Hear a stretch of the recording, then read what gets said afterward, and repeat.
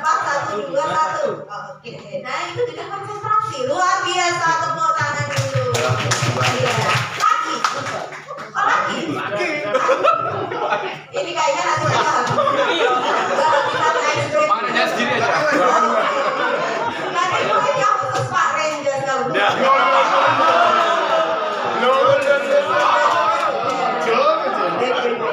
Minta bawanya 4 kali ya tadi. Oh gitu.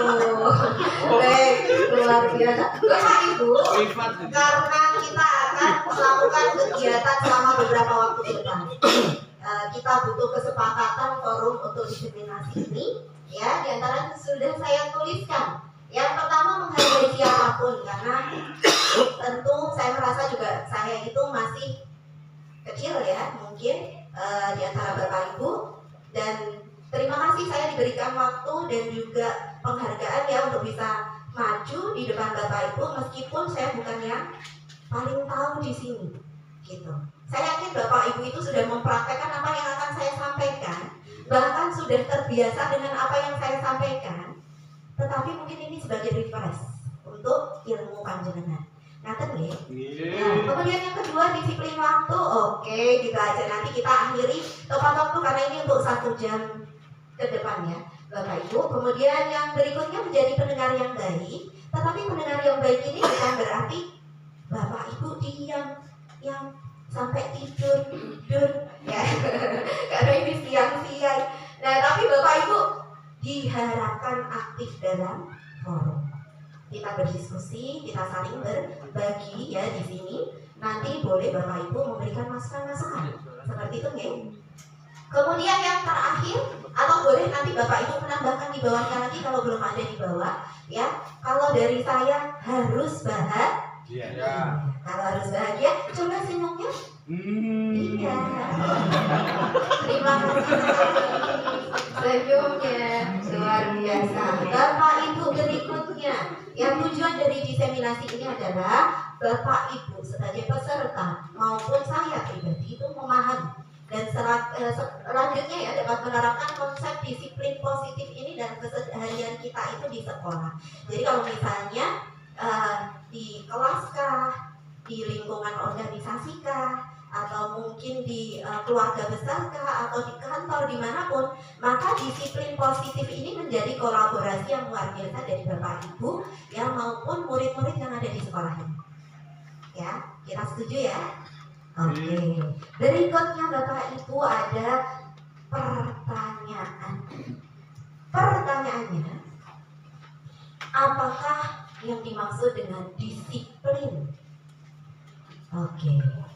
Mungkin ada yang mau menyampaikan pendapatnya. Bapak Ibu? Oh ya, Mbak Umi. Wah, ini Bu Umi atau Mbak Umi? Mbak Umi. Oh, Mbak Umi, Kak Umi. Mbak Umi. Bawahnya di situ. Double berarti. Kesempatannya, menurut saya disiplin itu menaati peraturan yang sudah disepakati atau ditentukan. Terima kasih.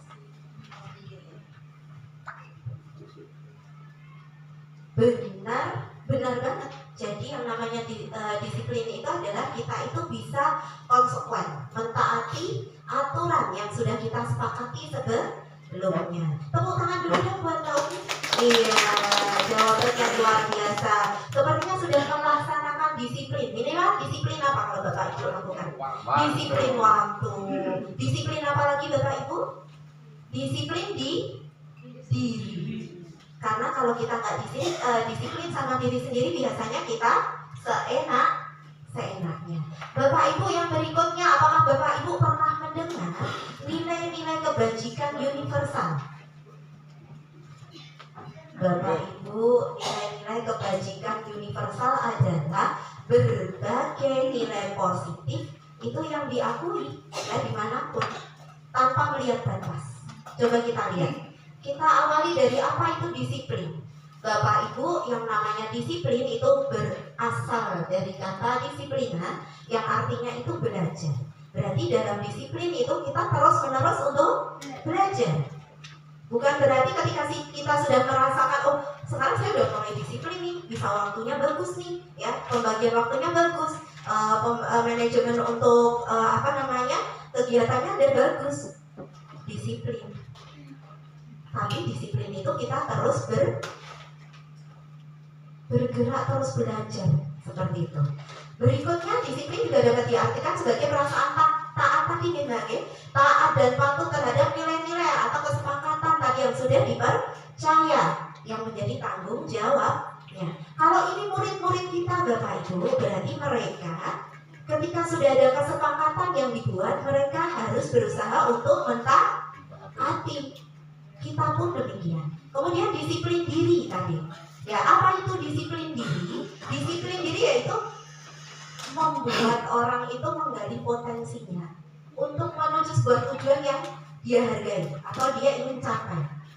Nah, yang terakhir disiplin positif. Nah, ini yang akan kita bahas ya ke beberapa waktu ke depan dengan berbagai materi.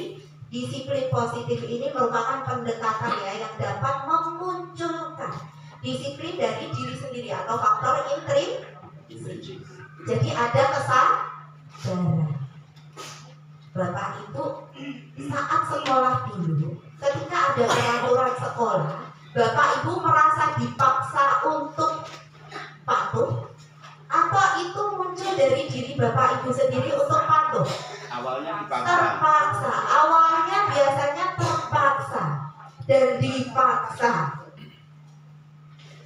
Tapi bagian mana tugas kita sebagai guru itu nanti untuk bisa memunculkan yang namanya disiplin positif atau disiplin karena kesadaran dari diri sendiri. Kalau seperti itu, biasanya nanti si pelaku atau individu ini bisa konsisten seperti itu. Berikutnya Bapak Ibu, apa yang dimaksud dengan nilai kebajikan? Bapak Ibu, nilai kebajikan itu adalah tadi saya sampaikan sifat-sifat positif manusia, baik banget, tanggung jawab, mandiri, kreatif, inovatif, ya. Nilai-nilai kebajikan seperti itulah ya yang dimaksud nilai kebajikan. Universal itu kalau diakui dimanapun tanpa melihat batas. Apakah itu ras, apakah itu jenis kelamin, apakah itu apa? Enggak, semuanya sama. Oke.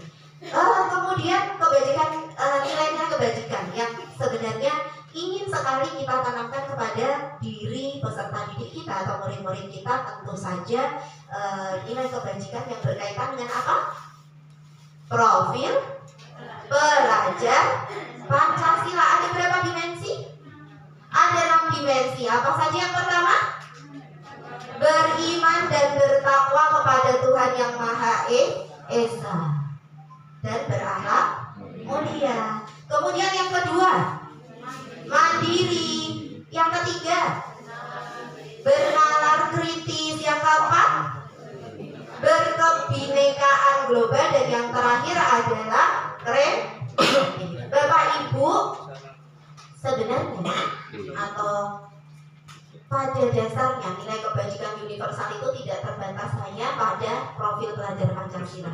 Apa yang ingin kita tumbuhkan dalam peserta didik kita atau karakter apa yang mau kita munculkan sebagai disiplin positif itu tadi sebenarnya banyak sekali. Belum masuk di dalamnya toleransi, kolaborasi, ya, inovatif. Apapun itu bisa masuk Bapak Ibu. Asalkan nilai kebajikan itu diakui dimanapun, siapapun mengakui itu sebagai nilai kebajikan. Kemudian kita masuk, tuh kan, tahu-tahu masuk ke materi yang kedua. Materi yang kedua terkait motivasi perilaku manusia. Di sini nanti kaitannya juga dengan hukuman, penghargaan, restitusi. Bapak Ibu pernah mendengar restitusi? Coba ya, nanti kita lihat. Yang pertama tentang motivasi dulu Bapak Ibu. Jadi seorang guru itu hendaknya dapat memahami tujuan motivasi perilaku manusia. Pengen apa tuh manusia itu? Melakukan sesuatu gitu ya. Jadi kalau Bapak Ibu mau melakukan sesuatu, alasannya itu mungkin ada di 1, 2, atau 3 poin ini. Poin yang mana? Poin yang pertama itu untuk menghindari ketidaknyamanan atau hukuman. Bapak Ibu pernah berada di posisi ini? Melakukan sesuatu karena takut dihukum, melakukan sesuatu karena nggak nyaman, ya, biar nyaman gimana gitu. Pernah nggak? Tentu pernah, ya.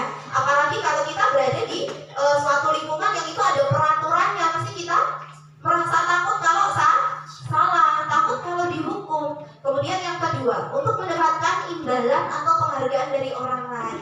Bapak Ibu pernah tidak, ya, jadi melakukan suatu perilaku atau perbuatan atau keputusan itu karena Bapak Ibu pengen mendapat imbalan atau dihargai oleh orang lain? Pernah nggak? Mbak Ciki pernah? Tentu pernah. Mungkin teman-teman Mbak Amel juga mungkin pernah pengen dihargai dong, biar kita itu kayak berharga gitu loh. Kita tuh eksis gitu loh ya. Jadi kita dihargai gitu. Jadi kita nggak dianggap nggak ada kan? Nah, jadi untuk itu terkadang manusia melakukan motivasi atau memiliki motivasi itu untuk mendapat imbalan atau penghargaan. Kemudian yang ketiga adalah menjadi seseorang yang mereka atau orang itu inginkan. Tetapi ya kita masih tetap menghargai diri kita sendiri ya dengan nilai-nilai yang mereka juga percaya itu, kita juga percaya itu. Kira-kira dari 3 motivasi ini, mana motivasi yang didasarkan pada pandangan orang lain? Yang mana Bu Fitri? Yang kedua, untuk mendapatkan imbalan atau penghargaan. Oke, itu betul sekali. Kalau saya lebarkan lagi, nggak hanya dari orang lain, tapi kalau dari faktor di luar diri kita, faktor manakah atau motivasi manakah yang itu masuk faktor eksternal atau dari luar kita? Oke, betul sekali. 1 dan 2 ini merupakan faktor eksternal atau ini Bapak Ibu ya, ekstrinsik seperti itu. Sedangkan untuk yang nomor 3 itu masuk kepada motivasi internal, berasal dari diri kita sendiri karena kita yang memutuskan. Ya, meskipun kita menghormati nilai-nilai yang orang percaya, tetapi kita masih punya prinsip. Ngerti Bapak Ibu? Nah, dan kaitannya dengan hukuman dan penghargaan Bapak Ibu. Sering nggak kita ngasih hukuman dan penghargaan terhadap ketercapaian seseorang? Atau bahkan anak didik kita? Pernah ya? Pernah. Apakah hukumannya itu menurut Bapak Ibu terlalu berlebihan atau sesuai menurut Bapak Ibu? Kadang-kadang berlebihan menurut Bu Niken.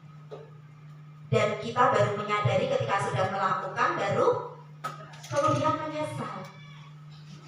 Bapak Ibu, yang namanya hukuman dan penghargaan itu sebenarnya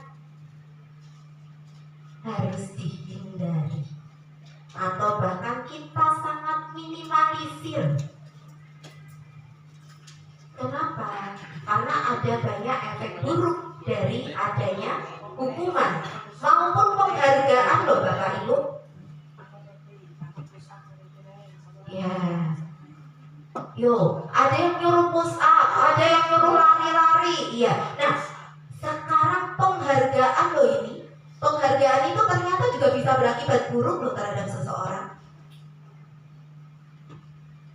Dia merasa eksklusif, ya. Pada akhirnya kalau tidak tercapai suatu prestasi itu dia merasa gagal, ya enggak? Kemudian dia merasa frustasi, nggak mencapai penghargaan yang dia inginkan. Kemudian dia bahkan ada yang bunuh diri karena nggak mencapai sesuatu yang dia inginkan, hanya karena ingin penghargaan yang diberikan, gitu loh. Dan penghargaan ini juga bisa menjadi hukuman buat seseorang. Kenapa? Karena kalau dia sudah mendapat penghargaan, dia harus berperilaku sesuai aturan, nggak boleh gini, nggak boleh gini. Dia harus terus ya berada di rel yang bagus, nggak pernah berbuat salah, ya bagus terus, nggak pernah nilainya jelek. Padahal orang nilainya jelek sesekali itu normal nggak? Wajar, normal. Tapi bagi anak-anak yang berprestasi, terkadang terus-menerus mendapat penghargaan itu juga beban. Iya, beban. Jadi Bapak Ibu, kita mungkin memberikan sewajarnya tanpa harus berlebih. Oke, kita lanjut Bapak Ibu. Nah, ini saya baru mau tanya, kenapa tadi hukuman dan penghargaan harus dihindari? Kalau begitu, tadi sudah saya sampaikan ya. Gimana Mbak Risma?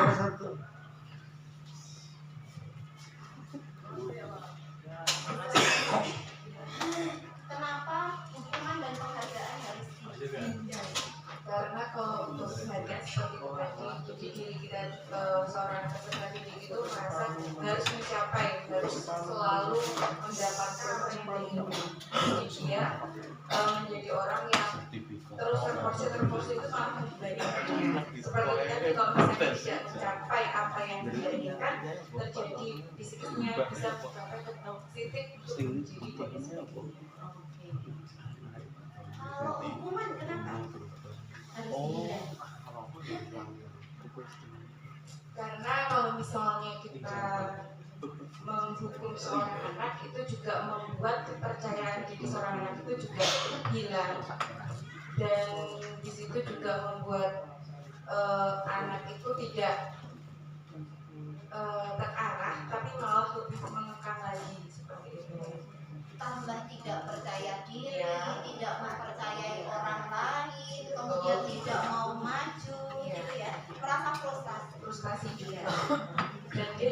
merasa minder juga. Karena mungkin kadang malu. Iya, karena terkadang hukuman itu di depan umum.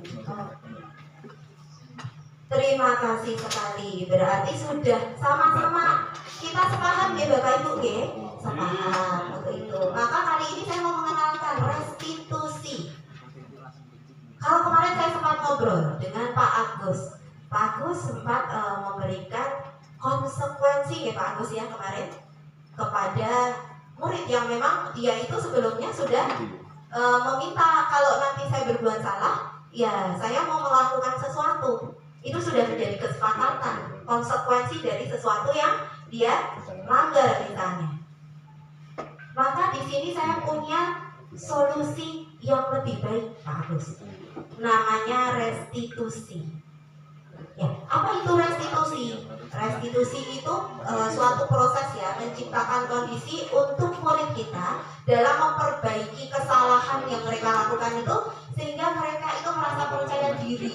Kemudian bisa berani kembali ke kelompok mereka itu dengan karakter yang lebih kuat. Kayak gimana itu ya? Jadi ketika anak didik kita itu berbuat suatu kesalahan, dia tidak serta-merta merasa kita hukum, merasa kita salahkan, tetapi dia merasa, oh sadar bahwa saya itu salah, oh bahwa saya itu harus segera memperbaiki kesalahan. Dengan memperbaiki kesalahan, teman saya memaafkan, saya bisa kembali ke komunitas saya. Saya bisa kembali diterima mereka itu di komunitasnya, di kelasnya, di circle-nya, gitu ya. Itulah restitusi. Nah, restitusi ini juga proses kolaboratif Bapak Ibu, nggak bisa dilakukan sendiri. Maka kita sebagai pendidik nanti kita bisa saling bekerja sama ya untuk melakukan restitusi ini. Jadi bukan menghukum siswa atau kita langsung menyalahkan siswa. Konsekuensi boleh Pak Agus, itu boleh sekali karena itu kesepakatan ya. Tapi ada cara yang lebih baik maksud saya. Cara lebih baik itu menyadarkan dia, kemudian dia tidak mengulangi karena dia sudah sadar, terus mau memperbaiki kesalahan, meminta maaf bahkan kepada yang dia rugikan.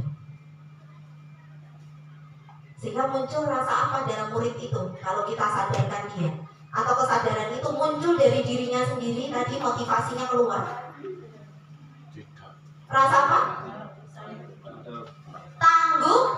Tanggung jawab. Karena dia bersalah, dia berani mempertanggungjawabkan kesalahannya. Seperti itu.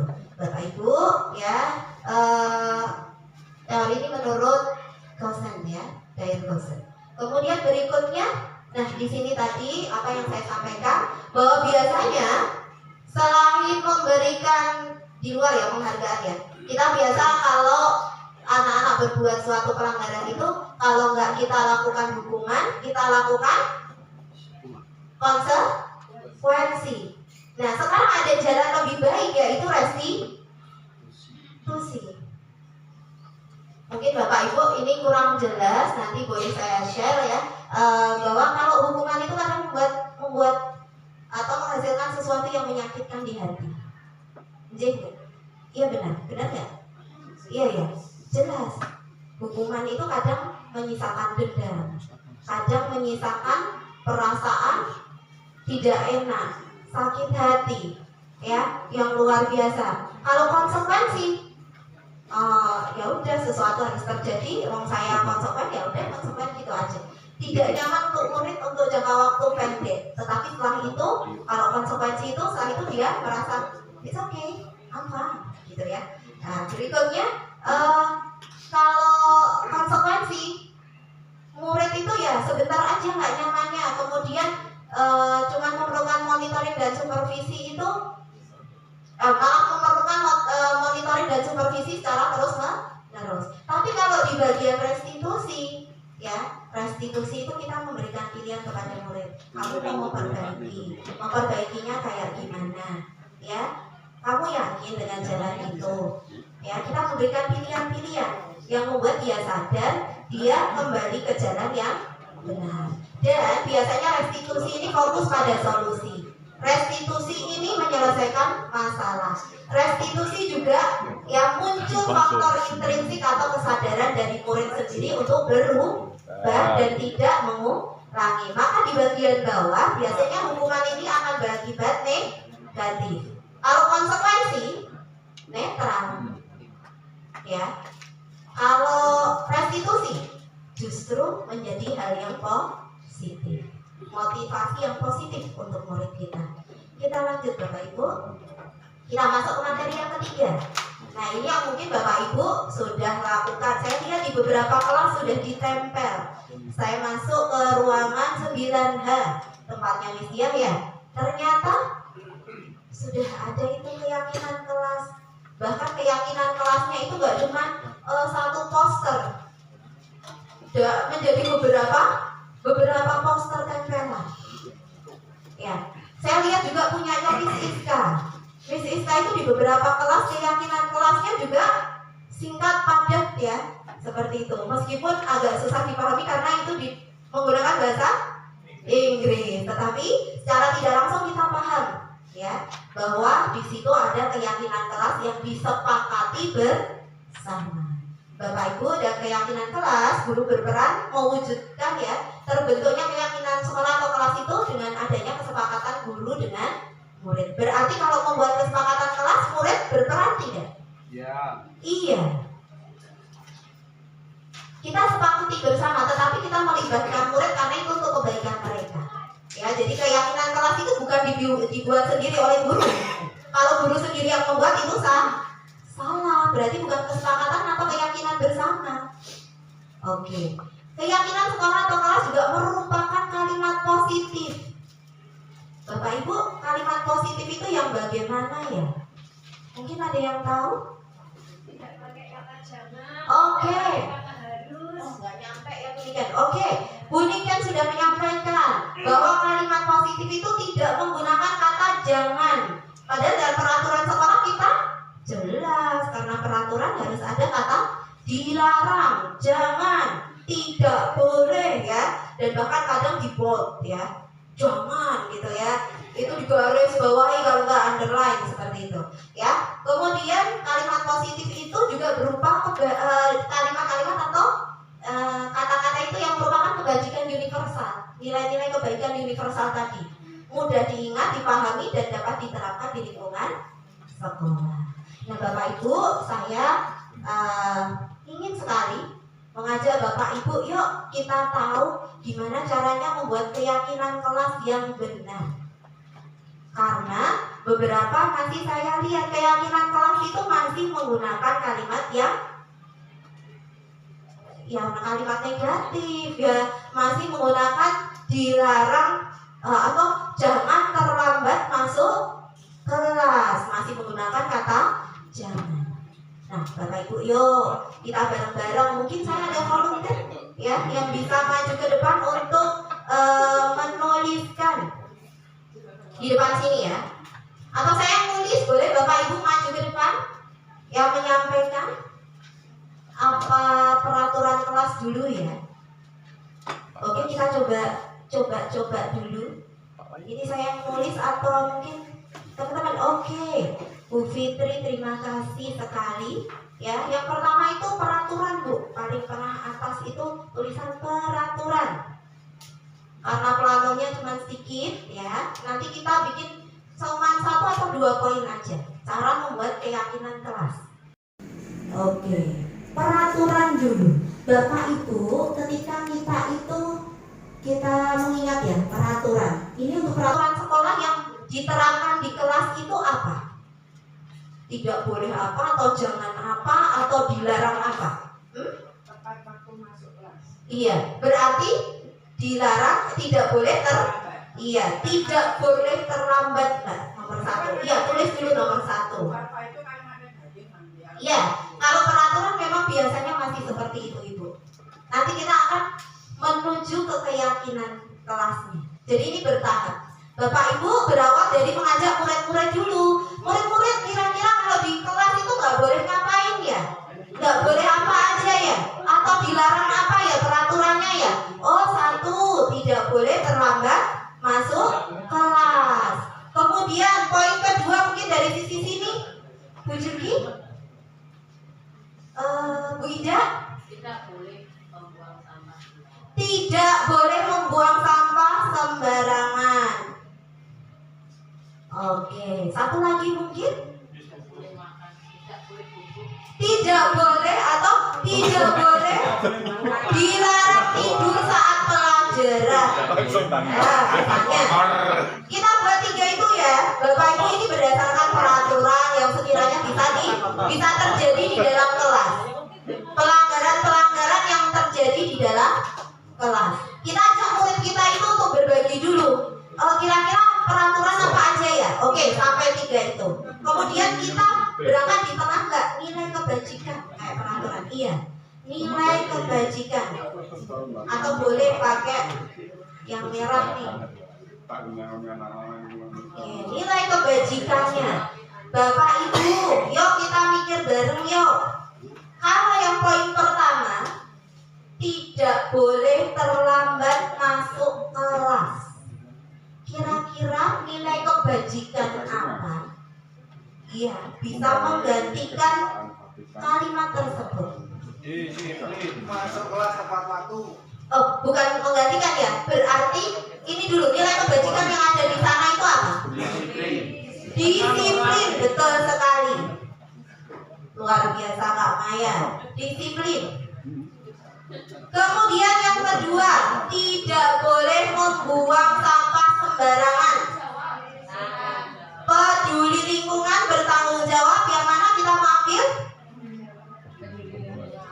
Atau apalagi mungkin bertanggung jawab atau membuang sampah itu berarti bertanggung jawab bisa ya? Bertanggung jawab aja. Oke. Iya. Nah, kalau tidur itu apa berarti? Disiplin. Oh, bocah sangat bantal. Oke, apa? Menghargai.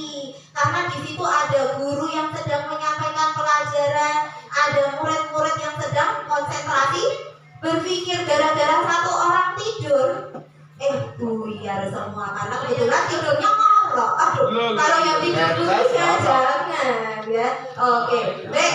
Menghargai orang lain. Ya, oke. Kita sudah ke nilai kebajikan. Sekarang dari nilai kebajikan kita susun menjadi keyakinan dengan kata-kata yang lebih manis ya. Kita permanis nilai kebajikan itu. Membiasakan disiplin waktu ya. Itu untuk keyakinan kelasnya. Kita tunggu dulu. Sabar. Ini luar biasa ya Kak Fitri ya, udah menyusun keyakinan kelas. Keyakinan kelas ya, 1. Berarti kalau disiplin tadi apa? Disiplin waktu. Oke, karena terkait tidak terlambat ya. Disiplin waktu. Nah, sekarang punyanya Bu Niken tadi digabungkan boleh. Nah, yang kedua bertanggung jawab dan peduli lingkungan, kira-kira jadi apa? Bertanggung jawab terhadap lingkungan belajar, ya seperti itu. Bisa dengan membuang sampah pada tempatnya, bisa menata ya kelas dengan baik, menyapu ya, banyak sekali. Dari satu kata ini sebenarnya beranak pinak ya dengan kebajikan yang lain. Kemudian yang ketiga ya, menghargai orang lain. Kalau menghargai orang lain kayaknya sudah pas ya. Menghargai ya, tadi nilai kebajikannya menghargai, menjadi menghargai orang lain. Sudah. Masih banyak loh peraturan yang lain, ya kan? Jadi Bapak Ibu besok kalau membuat keyakinan kelas, Bapak Ibu bisa berangkat dari peraturan yang ada. Kira-kira murid itu sering melanggar di bagian mana di kelas? OJK, atau datang terlambat tidur, atau malah mengganggu teman, usil, atau apa? Nah, itu bisa dijadikan keyakinan kelas. Apakah keyakinan kelas itu sama setiap kelas? Bisa sama, bisa beda, tergantung situasi kondisi dari kelas masing-masing. Seperti itu Bu Fitri, terima kasih sekali. Tepuk tangan dulu. Jadi luar biasa Bapak Ibu, top sekali. Seperti itulah nanti ketika kita membuat keyakinan kelas. Bapak Ibu nggak perlu membuat sendiri, buat bersama murid kita. Supaya apa? Supaya murid merasa, oh itu aku ikut bikin, berarti harus konsekuen, berarti harus mematuhi. Kalau sampai tidak mematuhi, lah berarti kesepakatan selanjutnya apa? Kalau tidak mematuhi, itu ada konsekuensi apa? Monggo. Ya, bisa dengan membersihkan kelas atau bagaimana. Ya, baik Bapak Ibu, kita lanjut yuk. Nah, di sini contoh saja keyakinan kelas atau di sini aksi nyata yang saya lakukan di kelas saya, ya, menyusun keyakinan kelas di kelas 9E, ya, di atas, ya, dengan membuat poster keyakinan kelas. Yang pertama itu utamakan 5S, karena terkadang murid kita itu masuk kelas aja nggak pakai salam, nggak izin, kadang ngajak ngobrol, teman yang di dalam kelas tuh nggak menyapa guru dulu, nggak menghormati guru yang di situ. Ketok pintu, permisi ibu, saya mau ketemu siapa. Anak-anak kadang lupa. Itu. Kemudian kadang juga tidak tersenyum, mengabaikan guru, ya. Anak-anak sekarang itu moody banget. Moodnya itu gampang berubah. Tahu-tahu sedih, tahu-tahu marah, ya. Tahu-tahu gurunya juga kena marah, ya. Ya. Berikutnya, jaga kebersihan, berpartisipasi aktif dalam kegiatan kolaborasi, misalnya saling menghormati dan menghargai, datang tepat waktu, karena kebetulan memang ada anak yang datang kadang terlambat. Bapak Ibu setiap kelas akan berbeda. Saya lihat di kelasnya Miss Dia juga berbeda. Di poin 5S ada, di poin yang lain berbeda. Saya lihat tempatnya Miss Iska juga beda. Saya mungkin belum banyak membandingkan dengan yang lain. Tapi saya yakin Bapak Ibu sudah membuat Oke, kita lanjut Bapak Ibu. Saya punya pertanyaan romantik ini. Tolong dibaca, diresapi. Ibu Ambar, guru wali kelas, kelasnya 2 kali, 8A di SMP Pelita, sedang bingung menghadapi ulah Doni, salah satu murid di kelasnya.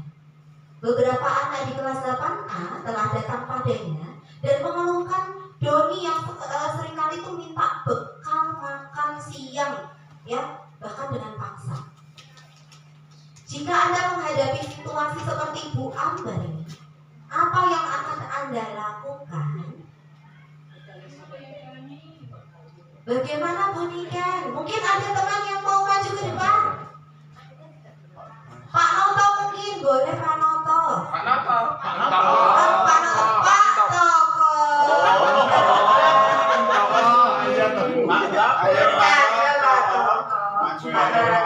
Oke, boleh maju ke depan tuh kan? Pak Agus jadi gak ngantuk.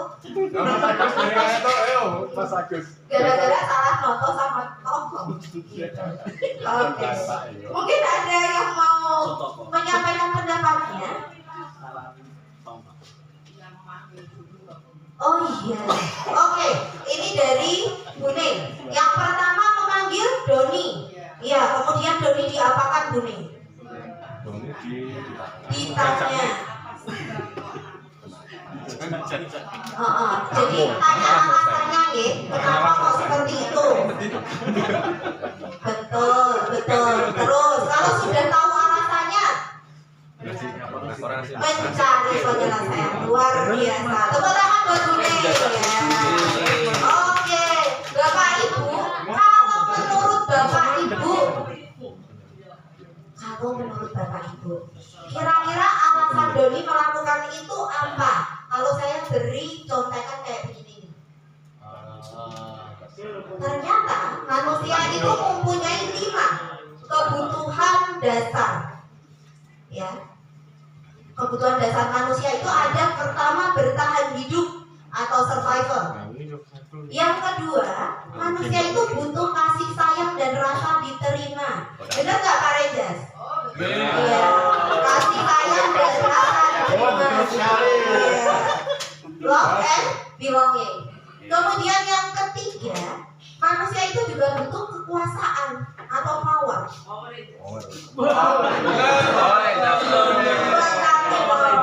Ya, berikutnya, manusia itu membutuhkan kebebasan atau freedom. Ya kan? Ada saatnya Bapak Ibu pengen lepas dari semuanya, me time. Benar nggak? Iya dong, ya. Apalagi yang gampang tantrum.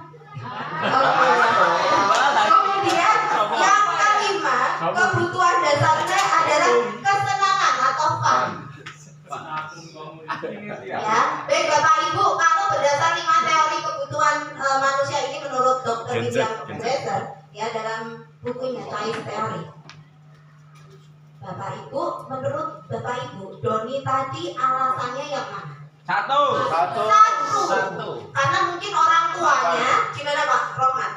Karena mungkin orang tuanya Bisa memberi. nggak ngasih bekal. Oh, nggak ngasih bekal, sehingga dia kelaparan siang hari, ya? Oke, itu pendapat bapak-bapak di belakang. Ada yang berbeda pendapat? Oke, Bu Niken, apa itu? Mungkin Doni bisa juga dia itu karena dia having fun kalau melihat temennya tuh susah. Iya. Iya, betul sekali. Betul. Selanjutnya. Yuk. Berarti yang setuju Bu Niken, oh ya, yuk. Ada yang pendapat lain Bu Niken apa? Kekuasaan. Oke, ini pendapat yang lain. Kekuasaan apa? Biar merasa takut dengan teman-teman. Oh iya, luar biasa. Ada anak laki-laki 9C. Oh, 9C.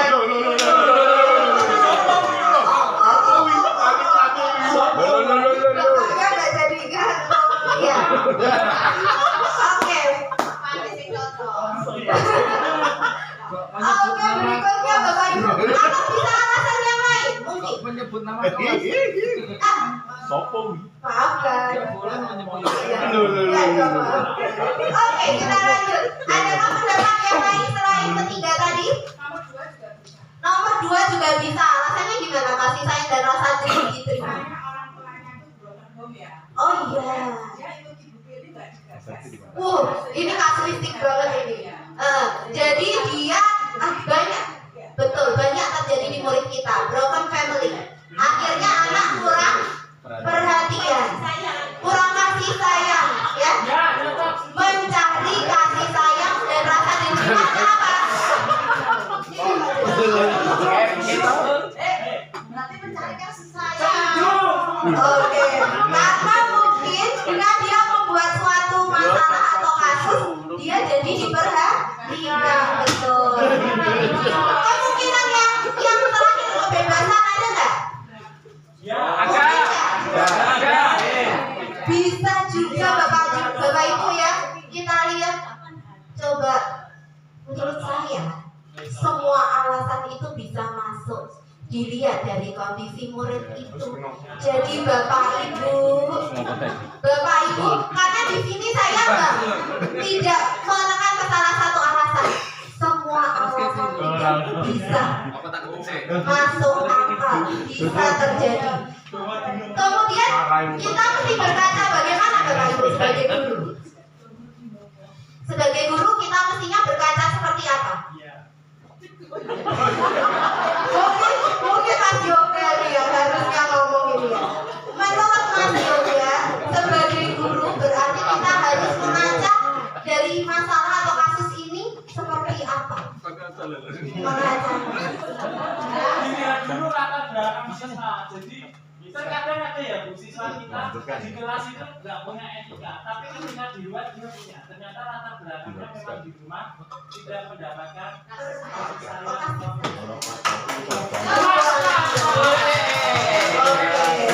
Berarti sebagai guru kita tidak boleh melakukan judgement sebelum mengetahui alasannya. Kadang, iya bener kan? Kadang kita terlanjur marah gini, terakhir siswa bilang, Bu, saya itu nggak pernah dikasih uang saku orang tua saya. Langsung dulu deh, perempuan nangis, ketok, gitu kan. Dan seperti itu, Bapak Ibu, kita berkaca bahwa kebutuhan manusia itu banyak. Alasan manusia, motivasi manusia melakukan sesuatu itu banyak. Jangan terburu-buru melakukan judgement. Pelajari dulu, tanya dulu. Terakhir carikan apa boleh tadi? Solusi. Betul. Bapak Ibu, tuh kan kita sudah hampir yang terakhir ini. Materi yang kelima Bapak Ibu tentang 5 posisi kontrol seorang guru. Maka tadi saya minta Bapak Ibu kita mesti berkaca kayak gimana sih? Ya, berarti kita harus melakukan, kita harus berposisi apa sih kalau menghadapi murid-murid yang bermasalah seperti itu? Iya. Apa yang harus kita lakukan? Oh, atau posisi apa yang kita ambil? Bapak Ibu, kalau guru-guru itu yang langsung judgement tadi, berarti dia berposisi sebagai penghukum. Penghukum itu langsung, kamu salah ya, kamu salah. Langsung, ya marah-marah, kamu harus kayak gini. Ya. Nah, yang mana nih yang terbaik ya? Yang kedua, membuat merasa bersalah itu kalau kondisinya seperti ini Bapak Ibu. Kita ketemu murid yang bermasalah, langsung kita bilang, ya, kamu tahu nggak sih, kalau kayak gini, kamu tuh merugiin banyak orang, gitu. Kamu merugikan banyak orang. Ibu juga jadi terlambat untuk datang ke acara, misalnya, ya gara-gara kamu.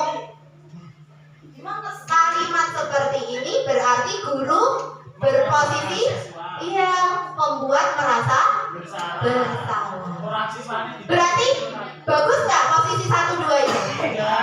Masih belum bagus. Coba kita ke posisi pemantau dulu.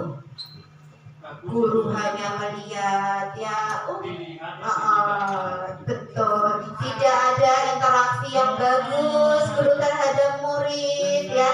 Hanya memantau aja. Oh, udah selesai kasusnya, ya udah, gitu. Oh, anaknya udah bisa move on ya, ya udah, gitu. Oh, bisa menyelesaikan sendiri, berdua. Ya udah, ibu tinggal ya, gitu. Oke. Kemudian ada posisi teman. Posisi teman itu posisi yang Pak Yoga inginkan, di mana dia bisa hadir di antara murid itu sebagai teman. Nah, kalau teman itu berarti posisinya gimana? Sejajar.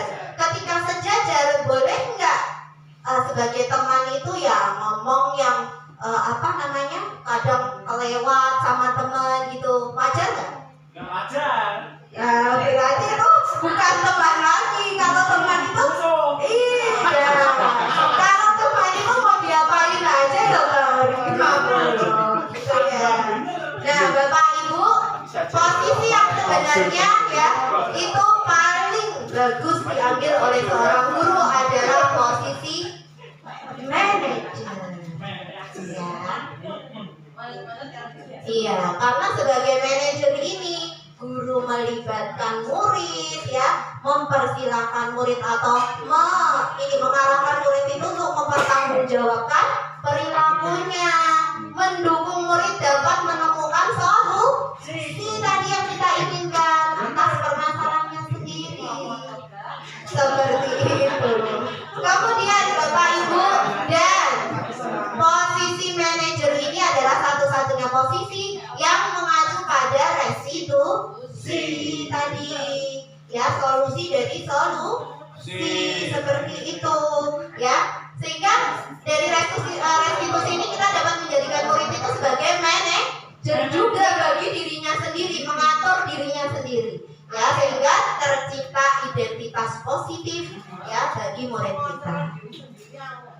Nah, makanya disiplin diri tadi penting. Oke.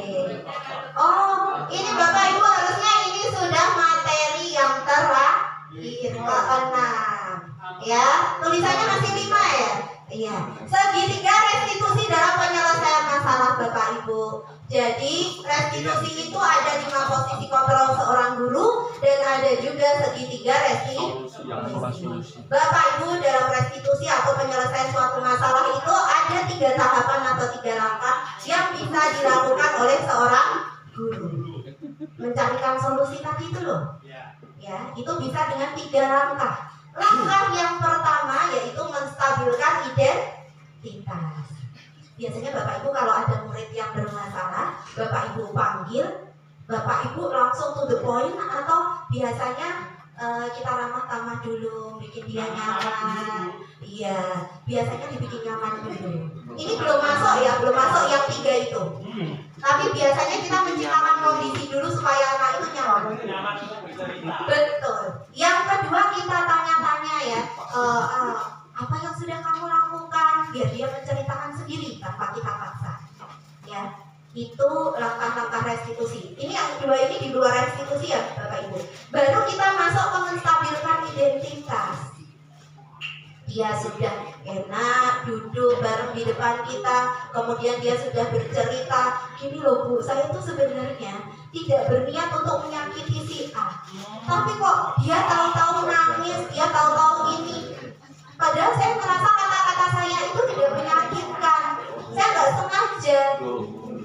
Nggak sengaja atau nggak sengaja ya? Dia bilang nggak sengaja. Nah, betul. Misal masalah seperti ini Bu, Bapak Ibu, sepele banget. Ada 2 siswa, ya, yang dia itu saling ngobrol di kelas. Setelah ulangan matematika, misal ulangannya Bu Fitri, tahu-tahu misalnya 9 tuh ada Reva sama Karen. Reva bilang ke Karen, kamu dapat nilai berapa ulangan matematika? Aku cuma dapat 5 gitu. Cuma dapat 5. Ih, aku dong dapat 9. 9-nya aja 95. Hampir 100 tuh. Bagus kan gitu. Dia bangga. Mungkin saat itu hatinya Karen sedang rapuh. Tahu-tahu Karen udah nangis aja sedih. Ya, dan Reva tanpa merasa bersalah dan nggak tahu kalau kata-katanya menyakiti dia, berlalu aja misal kita panggil lagi ke Reva, ya, kita tanyai, kamu apa yang terjadi tadi kamu sama Karen? Nggak ada apa-apa tuh Bu, nggak ada apa-apa. Kok Karen nangis gitu? Kenapa kira-kira? Apa ya Bu? Mungkin dia mikir, ya. Coba ceritain tadi kayak gimana? Cerita lagi ya. Sudah cerita akhirnya kalau kayak gitu salah nggak? Nah, misal ternyata salah, akhirnya oke, bagian belakang. Itu kalau jadi murid gimana tuh? Iya, sengaja saya ambil itu biar kontekstual Bapak Ibu, supaya Bapak Ibu bisa membayangkan yang terjadi, gitu. Ya, jadi bukan hanya dengan awam kayak Doni sama Bu Ambar ya, tapi di sini saya mengajak Bapak Ibu, kadang masalah kecil itu terjadi di kelas kita, tapi kita itu masih bingung harus mengarahkan kemana, ya, dari kasus itu. Kemudian akhirnya kita masuk ke menstabilkan identitas. Bisa dengan bagaimana? Bisa dengan misalnya, ya. Di situ ya Bapak Ibu itu bisa dengan mengatakan, oh kamu udah merasa bersalah. Iya Bu, ternyata saya salah. Ya, menstabilkan identitasnya dengan berkata apa? Oh, nggak apa-apa kalau kamu sudah mengakui kesalahan kamu. Semua orang itu pernah berbuat salah. Kita stabilkan identitas dia supaya dia nggak terlarut. Ya. Kemudian berikutnya langkahnya adalah validasi tindakan yang salah. Menurut kamu, Ya, alasan apa yang mendasari kamu tadi kok berbuat seperti itu? Ya, atau itu merugikan siapa aja? Ya, perbuatan dari yang kamu lakukan itu kira-kira merugikan siapa? Merugikan saya, Bu, karena saya jadi hubungannya sama Karen nggak baik, atau merugikan Karen, Bu, karena Karen jadi sedih, jadi nangis, gitu.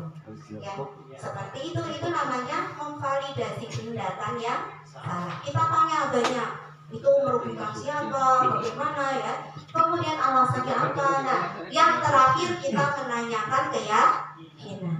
Kalau kamu sudah merasa bersalah, pengen nggak untuk memperbaiki? Ya, iya Bu, saya pengen memperbaiki. Yakin kamu pengen memperbaiki? Gimana caranya?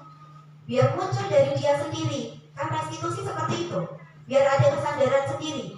Caranya gimana kamu mau minta maaf? Ya, nanti saya bakalan ke kelas, saya minta maaf sama Karen. Maaf ya Karen, tadi aku kayak gitu, aku nggak bermaksud loh nyakitin hati kamu misal. Ya, kayak gitu. Itu contoh dari menanyakan keyakinan.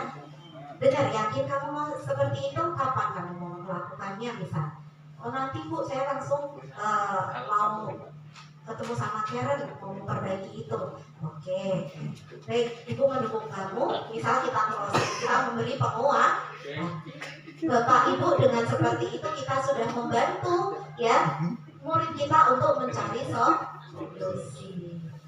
Ini sebenarnya ada kasus juga, tapi karena tadi sudah diwakili oleh Reva dan Karen ya, Bu Fafa. Saya pikir nggak perlu lagi ya. Dan itu Bapak Ibu, ini closing dari saya, dimana menghidupkan disiplin positif itu tidak mungkin hanya sendiri. Saya butuh Bapak Ibu butuh saya dan teman-teman. Ya, kita saling membutuhkan, saling bantu, kolaborasi. Untuk apa? Sama-sama membudayakan disiplin positif. Kalau cuma guru BK saja yang mendisiplinkan atau kesiswaan saja yang mendisiplinkan, kira-kira itu maksimal tidak? Padahal kesiswaan sama guru BK nggak selalu berada di kelas. Kita bergantian masuk kelas. Berarti harus ada kesinambungan, harus ada kolaborasi. Kalau yang satu bilang A ya A, nggak boleh gojek atau misalnya tadi menghormati orang lain, ya yang lain juga seperti itu. Berseragam lengkap, ya yang lain juga seperti itu.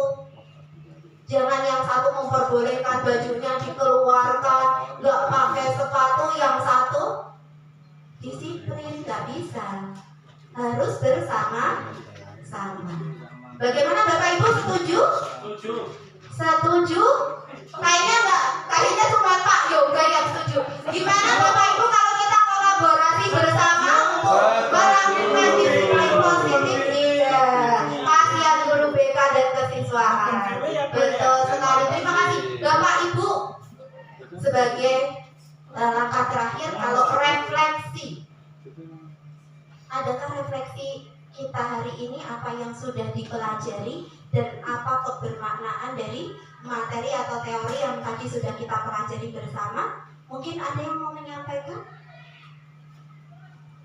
Oh ya, Pak Rohmat, boleh. Dari situ suaranya kenceng atau oh ya sebentar. Kenceng banget itu. Iya. Monggo silakan berdiri ya. Oke, terima kasih Bu Fafa atas berbagi praktik baiknya berkaitan dengan disiplin positif. Jadi teorinya itu memang sangat bagus apabila bisa diterapkan. Akan tetapi yang menjadi PR bagi kita bersama adalah bagaimana kita bisa membiasakan itu di lingkungan sekolah kita. Saya menggarisbawahi kita harus berkolaborasi. Di rumah itu kadang tidak harus antara ayah dan ibu itu sama-sama yang disampaikan tadi bersifat restitusi ya. Kadang ada juga yang harus, kadangkala sifat atau sikap ketegasan itu dibutuhkan gitu. Karena saya menggarisbawahi semakin kesini itu ternyata pendidikan zaman dulu tidak buruk-buruk amat. Karena dulu itu ya dikatakan itu hukuman dan sebagainya ya memang betul. Tetapi efek positifnya mereka menjadi generasi yang tahan banting. Nah, kalau yang sekarang itu kadang karena kita selalu dimudahkan, sisi buruknya mereka menjadi anak yang manja. Nah, memang teori itu bagus. Memang kalau kita bisa menyesuaikan dengan teori itu sangat luar biasa. Ya, refleksinya tinggal bagaimana kita bersama-sama berkolaborasi untuk mewujudkan disiplin positif itu. Terima kasih. Iya, terima kasih Pak Rohmat. Hal itu sama juga yang saya rasakan dan mungkin Bapak Ibu juga rasakan. Anak-anak itu semakin jadi generasi itu yang karakternya lembek, mungkin gampang tersinggung, kemudian tadi. Ya, iya, makanya memang perlu ya kita itu terkadang tegas, tapi tegasnya tidak harus menghukum. Ya, kadang kita juga harus lembut, berkasih sayang kalau memang itu dibutuhkan. Sehingga bagaimana kita itu empang-empangan atau kita melihat dulu, dipelajari dulu alasan motivasinya supaya kita tidak salah langkah. Benar sekali Pak Rohman, terima kasih. Tinggal PR kita bagaimana kolaborasi kita untuk menghidupi disiplin positif. Bapak Ibu, terima kasih sekali ya. Di sini juga ada refleksi yang saya alami ya, bahwa hal menarik yang di luar dugaan saya itu adalah tentang teori motivasi perilaku manusia, di mana penghargaan itu ternyata posisinya hampir mirip dengan hukuman atau punishment. Apa ya, bisa berdampak kurang baik bagi murid kalau berlebihan, karena dapat merusak hubungan, mengurangi ketepatan, ya menurunkan kualitas pembelajaran, ya mematikan kreativitas siswa, ya bersifat menghukum. Jadi kalau ini refleksi saya baru tahu itu. Ya Bapak Ibu, refleksinya masing-masing. Terima kasih ya atas partisipasinya hari ini ya. Sekali lagi dari saya terima kasih. Wassalamualaikum warahmatullahi wabarakatuh. Waalaikumsalam.